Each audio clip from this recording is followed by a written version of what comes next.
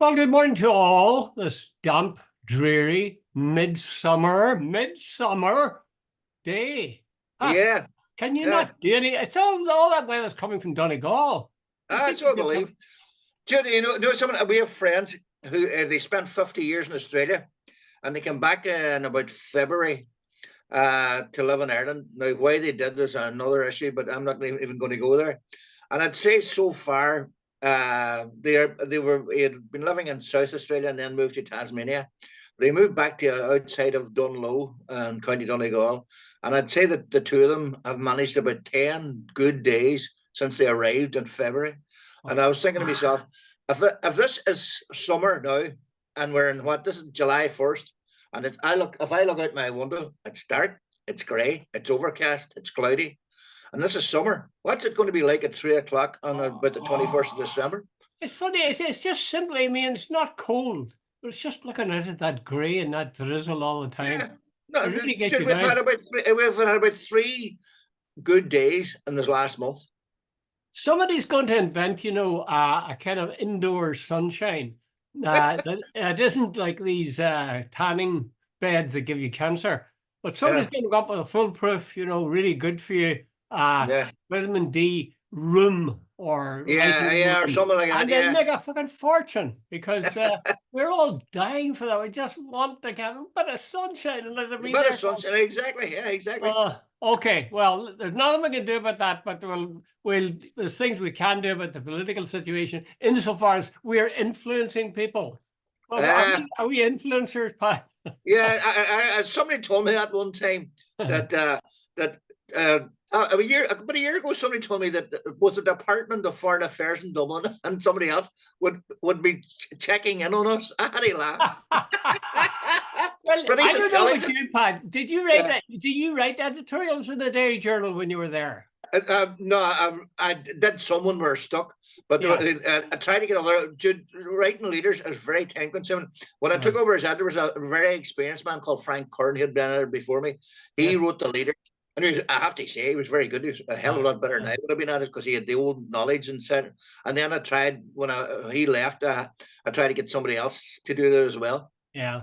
Well, I've always maintained, that nobody, whether you're writing an editorial, whether you're writing a column, or whether you're like us talking together about political matters, I've always maintained that we don't actually influence people at all. You think that? Certainly, I can't think of us. Can you imagine us changing somebody who's a unionist to think No, along our lines of thought? I doubt um, it very much. that is very It's much. I suppose I would classify it as sort of semi-entertainment. And Yeah, people who are nationalist / Republican inclined are likely to look at it and say, well, those two just don't know what they're talking about. But at least yeah, they're open to looking at it.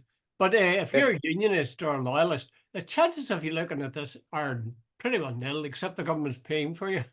Yeah, and that So, maybe no, know what you said there. Apparently, remember during the big defamation case in America against Fox News, remember they accused this election company, that ran the election oh, yes, machines, yes, yes. and they're like the Fox News paid them something like 780 million, a Yeah. massive libel case, and the election company, the machine company won it, but during that whole trial, the Fox News had to describe itself not as a news station, but as entertainment. So they admitted that what they were pumping out each evening is entertainment. It's not. They were making no efforts or to claim that they were a serious political outlet. They weren't like the New York Times or the Yeah. London Times. In other words, they're spouting out propaganda. Would you say we're a serious news outlet or commentary? Absolutely. Well, hey, Jude, if there's going to, Seriously, I'm seriously. Would you? yeah, I'm deadly serious. If you're going to sit and watch this for 40 minutes, you're serious about politics. I was going to say something else. I was going to end that sentence differently. I know. I had another sentence in my head as well, but if you're going to sit and watch this for 40 minutes, well, okay. Let's get down to matters local. There's an article in the Irish Times today with the heading, "The DUP is most vulnerable in the constituencies of East Belfast, Lagan Valley and South Antrim." And yeah, the way they present it, it's pretty convincing. They yeah, say, for example, we all know East Belfast is between Nomi Long and Gavin Robinson. exactly. But the detail of it is kind of interesting because it's looking at what's well, first of all, the question of the role of Jim Allister, because Jim Allister is running there, and is he running himself or is it one of his party? No, he's not running. He's running it against Ian Paisley and so North Antrim is one of his party. But he had the backing of Farage for his actions, and they even signed a document. Not Farage, but of Richard Tice. Richard Tice and the Reform Party. But then it was all screwed up a bit because Farage came in and said, no, what was it? Farage said, that he was going to be backing the two candidates. Sammy Wilson and Ian Paisley. Two candidates. Rice and Richard Tice and Ben Habib were over in Northern Ireland. They made this big thing of signing up with the DUP and with the TUV, that they were the last bastions to uphold the purity of the union, and so on. And Tice was pushed aside when the election loomed, and then came Farage, and Farage says new leaders make new rules, and he said he knew, and he referred to that Northern Ireland thing, which is fairly dismissive of Northern Ireland, by the way, as well. Oh, yes. It doesn't count. But he said he had battled alongside Ian Paisley and Sammy Wilson, and he was going to endorse them, irrespective of any deal Tice had made with the TUV. So you just sort of say that's how little respect British politicians on the mainland have for Northern Ireland politicians. And, I don't know how many times Northern Ireland politicians have to get kicked where before they sort of cop on. Like these people have no interest whatsoever and no respect, I suppose I can't blame Jim Allister because he did get the guy in public to sign a document, and you think that'd be pretty watertight. But there you go. It seems but here's the thing: you started this conversation by saying there's 3 seats. Yeah, Gavin Robinson as dodgy. What do you call it? Jeffrey Donaldson's seat and Lagan Valley is dodgy. And what's the other one? Is it South Antrim? Is it? Yes, that's right. Yes, that's Paul Girvan. Paul Girvan, what do you call him? Where Robin Swans. Is a serious candidate. Okay, let's call the 3, Pat. Let's call them. Who's going to win? Do you think in East Belfast? Well, I think Gavin Robinson isn't bother, because the TV run this guy. I think he's called John Ross. He sounds like somebody out of, I think, Dallas. Was there a character called John Ross? He was JR's son or something. Anyway, this guy called John Ross stood for the Assembly in East Belfast last time. And I think he got he got about 3,500 votes. You need to look that up to that. I'm not certain, but I think it's about 3,500 votes. And and he's standing for the TUV this time. Yeah. So if Gavin Robinson only won by 1,800 votes the last time, and Naomi Long didn't have a great campaign the last time. So here's about 3 different factors coming. Right, the DUP are under pressure this time because of what's happening in the Windsor framework. So there's a strike against them. The whole Donaldson saga strikes against them. The TUV are in there this time. That's going to split the votes to a certain degree. And if you only won by 1,800 votes and the TUV guy gets 3,500 the last time, I would think Gavin Robinson is sitting very nervous this week, approaching Thursday. Don't forget I mentioned Naomi Long. That's who he's up against. Exactly. Was that 3,000 you mentioned, Pat, that they were behind last time? Are you saying that that's who was that for the Assembly election? No, that was for the MP. Oh, really? The last MP election. Gavin Robinson only won by 1,800 votes. Why? But there's been a significant. So say again, there's been a significant shift in the ground this time. So there's a lot of factors come into play this time, and I would say. Are you still saying Gavin Robinson's going to win it? No, I think Gavin Robinson's in serious diffs. In fact, I would think Naomi Long is probably edged ahead. Yes, I would agree. If I had to put my money down, and I think it's going to be tight. But if I had to put my money down, I'd put it on Naomi Long just by a whisker. Lagan Valley is Saoirse Eastwood, as far as I recall. It's also, is that Paul Girvan? Yeah. No, Lagan Valley's where Jeffrey Donaldson Oh, was. sorry, yeah. Southampton, first of all. Paul Girvan. He won the last time out, I think, by 2,600 votes, the article said. He was facing, who did he face the last time? Who was his opposition? I can't remember, but he was relatively safe. But this time, the TUV are running.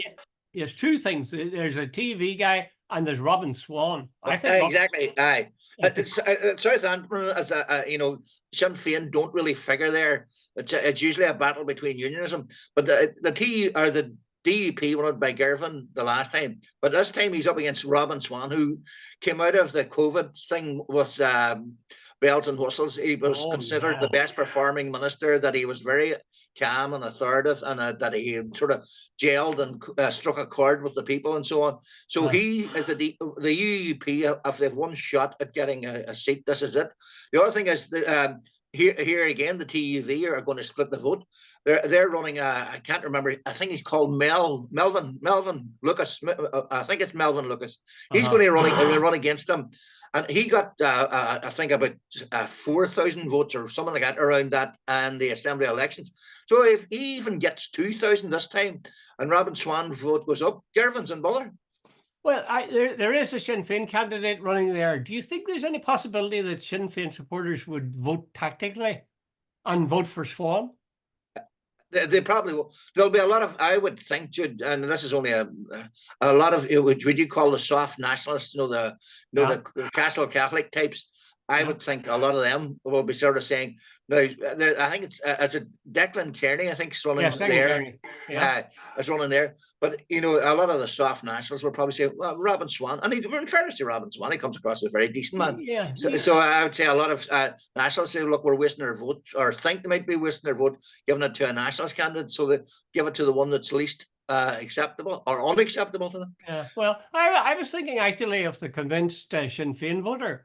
If, as you say, it's unlikely that the Sinn Féin candidate is going to get it, would there not be a reasonable chance that they would put their vote behind Robin Swan? Because don't forget, Paul Girvan is the guy who pulled those Scottish to the Guildford. A lot of people haven't forgotten that. And it makes sense for them, because if the guy who was for a period leading the DUP in the assembly, remember he said it was the greatest honor of his life to be first. It's also, you could say it was even more great because he was the last first minister by the DUP. But I have a feeling there's going to be some people, at least, even convinced Republicans, probably quite shrewd that way. I remember talking to a Republican, he was saying, I'm going to vote Brexit. And I said, what, are you mad? No, he said, I'm going to vote Brexit because that'll really disrupt the whole apple cart. And he was dead. He was dead. Yeah, well, I already a lot of them had to pay a price for that, but by God, it really changed everything. Okay, so who are we saying is going to win there? Is it going to be Paul Girvan? No, I'm going for Robin Swan. I go for him too. And finally, then Lagan Valley. All I know is Saoirse Eastwood is running, and I'm not even sure who the other person is. DUP's Jonathan Buckley. Sir Geoffrey had about a 20,000 majority before about 2015 or 2014, what the hell, the previous election, and then along comes Saoirse Eastwood, and she cut it down to about 6,500, which now, by the way, everybody thinks 6,500 is a comfortable majority, but not when it was 20,000 or so before that. So Eastwood had certainly eaten into Geoffrey's thing big time. Now, Jude, we can't discuss the legalities because of whatever. Now with Sir Geoffrey's difficulties, there's also this thing that he oversold the Windsor Framework, that there's people claiming he misled the unionist people of Northern Ireland by claiming things that they hadn't achieved at all. And then there's also the court case. So this guy, Jonathan Buckley, I'd say now that's probably the best bet of the DUP for holding on to the seat there. But hey, Jude, I wouldn't put it like this. If they were going to hang me in the morning on this one, I'd be very nervous. Well, but I agree, because Saoirse Eastwood got a lot of publicity up until about 4 months ago. She was on every talk show. Yeah. She was unknown and all the rest of it. And she came across quite well, I thought. The fact that she's also Saoirse Eastwood would suggest that she's from a nationalist background. Yeah. Now, whether that's an advantage in terms of being being an alliance candidate or not, I'm not sure. Yeah. It certainly would. The soft Catholics who might want to move over to alliance strategically, that would encourage them. Whether or not it would be a block for others, I'm not sure. Yeah. Okay, call up for me. The TUV are in there as well, Jude. There's a woman called Lorna Smith. She got about, I think, about 3,400, 500 votes the last time of the assembly election. Geez, Yeah. I've never even heard of her before. I've never heard of her either. Yeah. But here's That's the what she point. got. Yeah, so here's what somebody neither of us have heard of, and has absolutely no public profile. But so it goes to prove that there's a sort of a fundamentalist vote there as well. So if Eastwood comes in and increases her vote, and Smith gets 3,000 or 4,000 votes, Buckley might have trouble holding on to Sir Geoffrey's seat. So to come Friday morning, we could be sitting in a situation that the DUP could have lost 1 seat, 2 seats, or 3 seats. Wow. Exciting times, Pat. Exciting times. Okay, let's turn to international matters now. And there's this whole thing. You sent me an email and you're talking about the far right, and you're holding up as a perfect example of this is France, where the far right Marie Le Pen? Marine Le Pen. Marine Le Pen has well, they've really just wiped the floor with everybody in sight. And you're saying that's something as a phenomenon we're seeing all over the place, like in the States. Well, Britain's not the case, you see, although some people would say that that our friend Starmer is as near to right as you'd want to get. Yeah. There isn't, I don't think there's a rightward tilt in Ireland, north or south, is there? No. Well, Jim, no, here's the thing. Yesterday, Marine Le Pen, her party, national, I can't remember, national something or other, they got 34% of the vote. Wow. They topped the poll by a mile. The left-wing alliance, I think, got something like 29%. And then Macron's party came in, the centrists, they came in with 20%. Yeah. On that basis, Le Pen's prime minister says, Macron's prime minister says the far right is now at the gates of power. These are the people, Jude, they've never elected a far right party in France, and the only time the one was in power was during the Second World War, sort of Lucy guys and so on. And immigration is fueling this whole thing in France. But Jude, you were saying about Britain, without question, Boris Johnson's 80-seat majority the last time out was based on bring back control and keep stopping the boats and all this sort of stuff. But don't forget he's out now. I mean, but he got a massive big vote on that. Because he didn't succeed. There was more votes last year than there were ever any other year. And look at Trump in America, build that wall. There's and Orban and Hungary keep out the foreigners as well. There's all sorts of, and it seems to be a growing. Jude, see in the Republic, there's I never thought I'd love to see the day that there'd be guys on the streets in Letterkenny, my hometown, handing out leaflets. Ireland is full, and it's full. And by the way, Jude, they didn't get a totally bad reception. Now they have made no impact yet on the polls, but still, Jude, it's now out in the open. It's this sort of it's a form of racism without question. Well, let's look at this for the moment. Far right, like, is it far right to be concerned about the immigration question? No, Ireland, not at all. No. Well, I think that for many people is how they see the far right. They say, these guys, they never shut up about the immigrants.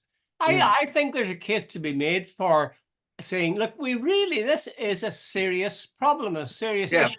Let's get down and look at it. Now, maybe, are you defining the far right as the guys who would say, no, I don't want to talk about it, but I'm telling you now, for immigration, terrible thing, and they're at the gates. No, Jude, I'm talking about the type of guys that are. I was going to say Richard Harris. Simon Harris was on. Our Tisha was on the other night. I think last Wednesday or Thursday. He had a bomb scare outside his house. And he said to reporters, which I thought was totally fair. He says, I don't know, he says, what your definition of protest is, but he says, people standing outside your house at night with masks on, he says, it's not protest to me, that's intimidation. And I agree with him totally. Jude, there's quite a lot of that going on. When you burn down places that are going to house refugees and asylum seekers, that's racism. Well, I'm sorry, I'm smiling, but I just can't get this image of Richard Harris standing beside Simon Harris in my head. Two rather different faces. Yeah. Well, now, yeah.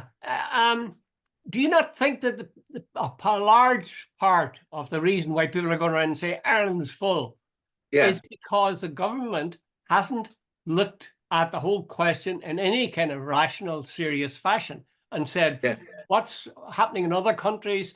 What are these people faced with if they don't come in?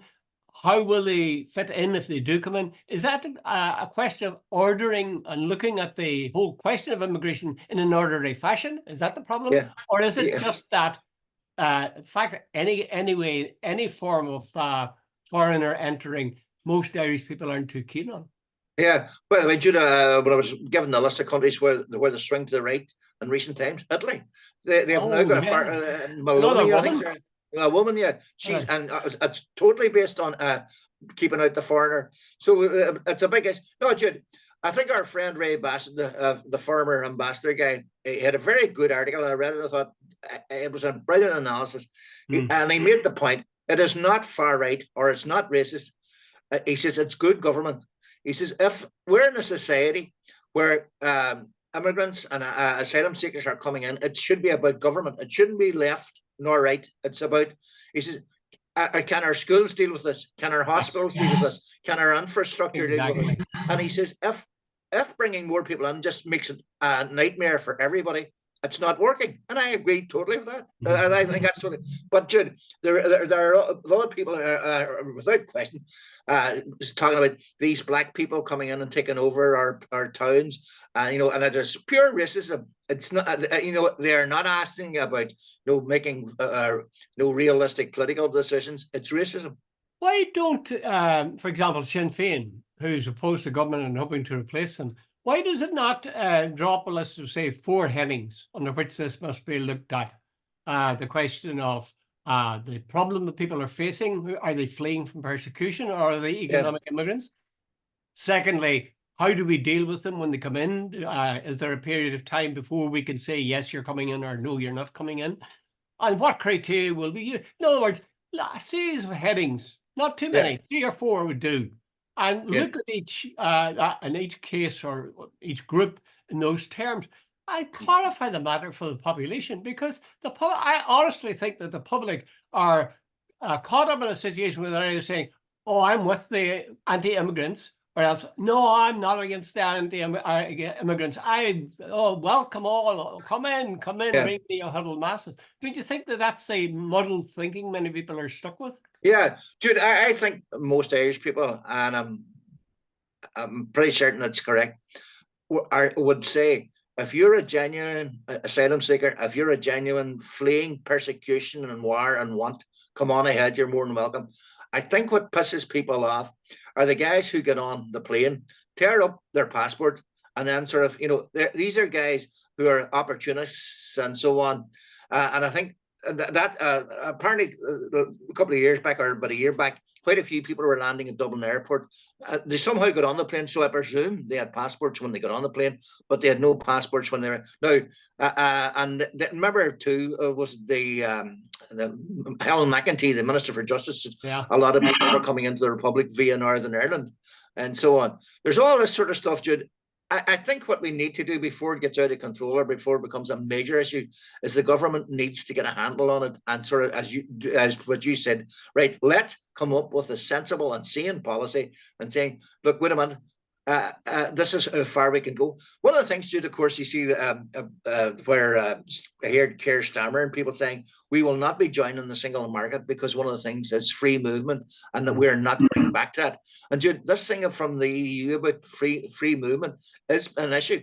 It sounds great in theory, you know, that you should be able to go anywhere you want and so on.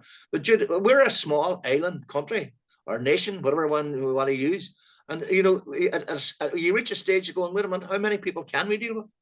But look, that was true also for the last 10, 15, 20 years in the south of Ireland. Yeah. And it wasn't a problem.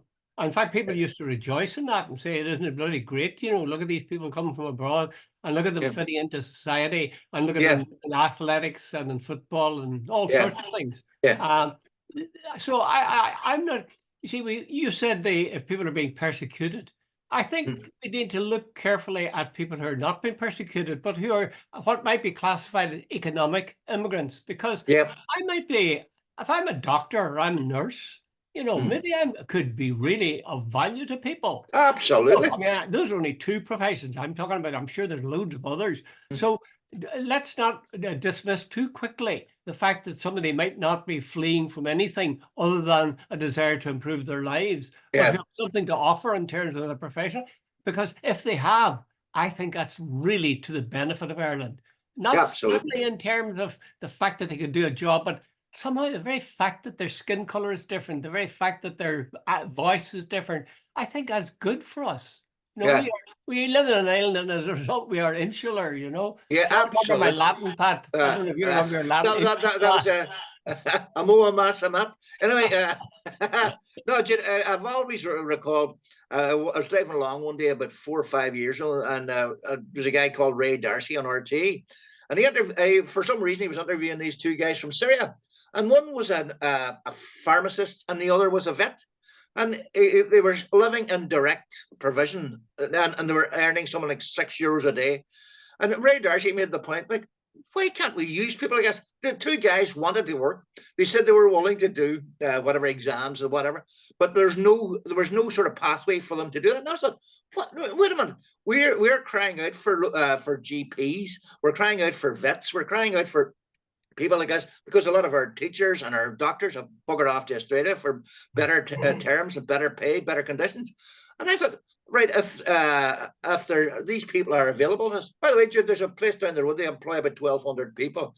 And apparently they absolutely adore people from Ukraine and Latvia, because a lot of people, unlike us, we go for the academic thing. They do a lot of apprenticeships and things like electrics and plumbing and all the rest of it. This place on the road, it was formerly known as E&I Engineering, and I'm led to believe that they are crying out for more workers, and they love the guys from Eastern Europe, because a lot of these guys are qualified, have done their apprenticeships and plumbing and electricity and so on. So they are very useful, and they add to our society. Yeah, that's true.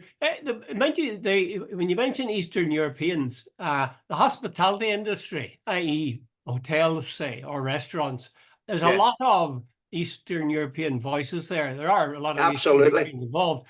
But there are people who come here, especially Americans, and they're dead disappointed when they hear an Eastern European accent. Yeah. What they want to hear is Darby O'Gill or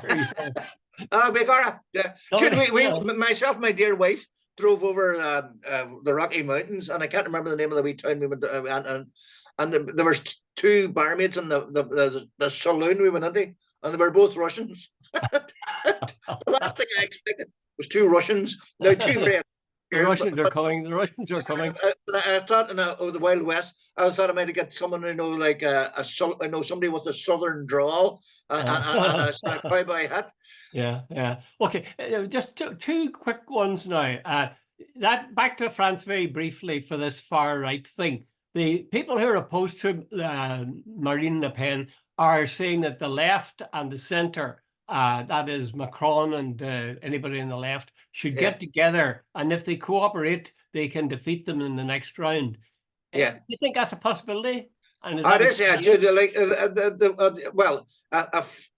Macron's party got 34, and I think the left, I think they got 29, and Macron's party got 20. So 29 and 20 is 49. 49 versus 34. So they should, if they vote tactically and form an alliance, they should be able to keep them out. But it's a bit like in the Republic when Sinn Féin came at the last election, biggest party but couldn't get into government. I think that could happen Le Pen. But the very fact that the far right has come up so quickly, it's the French have got a big issue. They have a big colonial past, and it's coming back to haunt them because they have a lot of black people, if that's the way you want to put it, in France. A lot of Muslim people, and there's a real culture war going on there. Well, in a way, they've come up quickly, but don't forget, Marine Le Pen has succeeded her father, who was around for a long time. So there's been for quite a while have had at some level that far right sort of anti-immigrant attitude there. But do you think then that the far right, will you think that Marine Le Pen will actually become a majority government? No, I don't think she will, Jude. I think, you think these guys have a fear of God? Exactly. And I think Macron and his arrogance, he's not popular at all. I think he's an arrogant little shit. That's why, and this thing he's pushing through the retirement age for his friends, and and he's also been fairly hard right financially. He's looking after it. He's a former banker, with one of the big companies. He's looking after he's not popular with the working people of France. So there's as much maybe in that they detest him, as loving Le Pen. But anyway, Jude, I still think that the centre and the left will get together and vote tactically and not keep I think actually, unlike Fianna Fáil and Fine Gael and putting themselves together after the election, I gather that the centre and the far left, or the left and the far left in France, are talking about putting up one candidate. Agreed candidate. That seems to be a much more sensible way. Yeah, Jude, you see, I think this time, they usually have two runoffs. But apparently a lot of the far right got elected in the first runoff. So I think they have something like 38 MPs already, so was it Sir Alex Ferguson said squeaky bum time? Squeaky bum time, exactly. Jude, what do you make of England's performance yesterday? Oh, God, my heart is broken. My heart is broken. I have to admit it. I really am a prejudiced. I'm a bigot.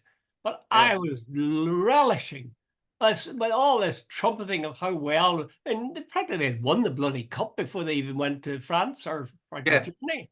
And that last, I said, surely it'll keep it out now. I have to hand it to Bellingham that was a super goal. But then he is named after the patron saint of hopeless cases. So, if there ever was a hopeless case, it's the English team. I have a notion, that they're just been set up for a bigger stage. Not as many people watching that game as will be watching the next round and the next round if they get to. So if they get to the final, I see it as being massacred. The higher they go, I think the more likely they are to take a try. Yeah, I don't know, but I was watching it on ITV, and Roy Keane and Gary, and Ian Wright were there, and I had him. I agreed totally with the panel. You sort of ask yourself, Southgate, as the game went on, you're going, wait a minute. What was it? Einstein's definition is doing the same thing and expecting a different result. Well, they were doing the same thing even when they were losing the game. Yeah. You can imagine somebody like Alex Ferguson or Pep Guardiola saying, "This is not working. We're going to do something." Southgate kept going, but anyway, they got lucky. And with 80 seconds to go, they got a goal. But the other side of the coin, because we've only a minute left, I thought, talk about looking after the big countries. Germany playing Denmark.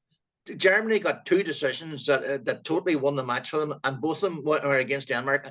One, Denmark scored a goal, which was about a finger tip offside, and then a German kicked the ball against a Danish guy, and they got a penalty. And I thought, wait a minute, if I was on the receiving end of both those, the thought struck me, this is the big countries and the home country getting looked after. Well, let's face it, the chances are the two best teams in the tournament are Germany and Spain. And absolutely. It looks like they'll be in the final as well. Well, we're really down to the last seconds. Just a quick thing. They're talking now about Joe Biden having been sick and exhausted, and that wasn't representative of the way he can present himself. Do you think they're right, or should they drop him? Well, I think there's an element to it. Apparently, for 6 days in a row, Aye, that was far too much for a man of 82. aye, They okay. should, and apparently he went into it. He was exhausted, he was tired, and he was sick. So do So you think maybe, should they keep him? well, they're going to keep him. I don't think they can twist their turn now. It's too late. Oh, Jesus, I wish they would. I wish they would. Anyway, on that happy note, let's go out and play a bit of football in the back lawn. The rain Okay, stopped Jim. for a minute. Okay. All the Good best. luck. Thanks, Pat.